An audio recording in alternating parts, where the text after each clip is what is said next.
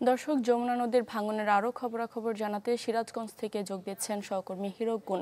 হীরক, ভাঙনের তীব্রতা কেমন দেখছেন? আসলে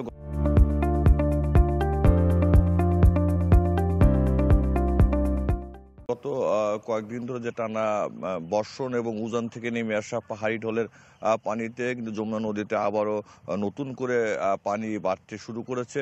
তবে এই পানি বাড়ার সাথে সাথে কিন্তু বিভিন্ন স্থানে ভাঙনও রয়েছে। ঠিক আমরা রয়েছি ঠিক এখন সিরাজগঞ্জ সদর উপজেলার ভাটপিয়ারি গ্রামে, যে গ্রামে গত দুদিন আগে যে ভাঙন ছিল, তবে আজকে স্বস্তির খবর হচ্ছে সেই ভাঙন কিছুটা রোধ হয়েছে। তারপরেও কিন্তু আমরা যে দেখেছি যে সকাল থেকে এই ভাটপিড়ি এলাকা যে স্থানটিতে ভাঙন ছিল, সেই স্থানটিতে কিন্তু পানি উন্নয়ন বোর্ডের পক্ষ থেকে বালি ভর্তি জিও ব্যাগ নিক্ষেপ করা হচ্ছে।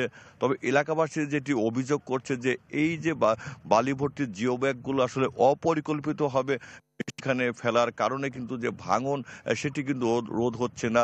গতকালও কিন্তু যে স্থানটিতে সিসি ব্লক এবং বালির বস্তা যেখানে ফেলা হচ্ছে, সেই স্থানটিতেও কিন্তু ডেবে গেছে। তবে পানি উন্নয়ন বোর্ড যেটি আমাদেরকে বলছে যে তারা এই ভাঙন রোধে কিন্তু সেখানে বালি ভর্তি যেটি জিও ব্যাগ সেটি কিন্তু নিক্ষেপ করছে। তবে এলাকাবাসীর যেটি দাবি যে ভাঙন রোধে কিন্তু আসলে তাদের যে পর্যাপ্ত আরও বেশি করে যে বালি ভর্তি জিও ব্যাগ সেটি কিন্তু নিক্ষেপের দাবি জানিয়েছে। আপনারা দেখতে পাচ্ছেন যে আজকেও কিন্তু আকাশ মেঘলা রয়েছে।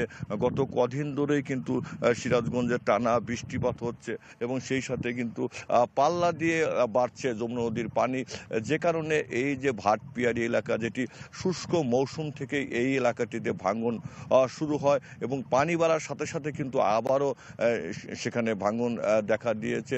এলাকাবাসীর দাবি যে জরুরি ভিত্তিতে কিন্তু তারা এই পদক্ষেপ, যে ভাঙন রোধে কিন্তু পদক্ষেপ নেওয়ার দাবি জানিয়েছে। শারমিন। হীরক, ধন্যবাদ আপনাকে। দর্শক, সিরাজগঞ্জ থেকে যুক্ত হয়েছিলেন আমাদের সহকর্মী।